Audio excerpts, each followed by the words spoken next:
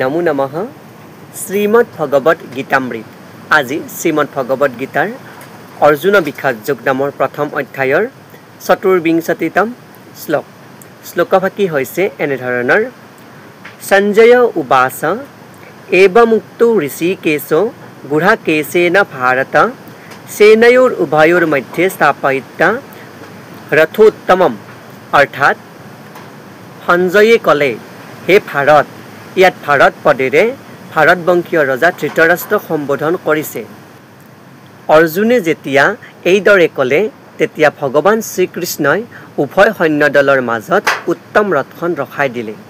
অৰ্থাৎ উক্ত শ্লোকভাকি পূৰ্বৱৰ্তী শ্লোকৰ প্ৰসংগক্ৰমে অৱতাৰণা কৰা হৈছে। যেতিয়া গুঢ়াকেশ অৰ্জুনে ঋষিকেশ শ্ৰীকৃষ্ণক অনুৰোধ কৰিছিল যে কুৰুক্ষেত্ৰ মহাসমৰত আমাৰ বিপৰীত পক্ষত কোন কোন যোদ্ধাই যুদ্ধ কৰিব তেওঁলোকক মই চাব বিচাৰিছোঁ বা মই তেওঁলোকক চাওঁ, সেই প্ৰসংগত তেওঁ নিজৰ ৰথখন উভয় সৈন্যদলৰ মাজত ৰখাবলৈ অৰ্জুনে শ্ৰীকৃষ্ণক অনুৰোধ কৰিছিল।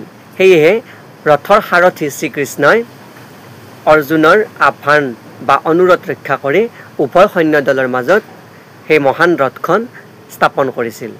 এই প্ৰসংগত উক্ত শ্লোকভাকি অৱতাৰণা কৰা হৈছে। ইয়াত গুঢ়াকেশ পদেৰে অৰ্জুনক বোধন কৰিছে। গুঢ়কা আৰু ঈশ পদ দুটি যোগ হয় গুঢ়াকেশ শব্দটো পোৱা গৈছে। গুঢ়াকেশ মানে অৰ্জুন, গুঢ়কা ঈশ। গুঢ়কা অৰ্থাৎ টোপনি বা অজ্ঞানতা, ঈশ মানে জয়ী হোৱা, অৰ্থাৎ যিয়ে অজ্ঞানতা আৰু টোপনিক জয় কৰিব পাৰে। অৰ্থাৎ অৰ্জুনে টোপনি আৰু অজ্ঞানতাক জয় কৰিব পাৰে ঋষিকেশ কৃষ্ণৰ সহায়ত। অৰ্থাৎ ভগৱান শ্ৰীকৃষ্ণ বা ঋষিকেশ শ্ৰীকৃষ্ণৰ সৈতে যোন থাকে তেওঁৱে অজ্ঞানতা আৰু টোপনিক জয় কৰিব পাৰে বুলি বোধ কৰা প্ৰসংগত তেওঁৰ নামত গুঢ়াকেশ পদটো সংযোগ কৰিছে। ধন্যবাদ।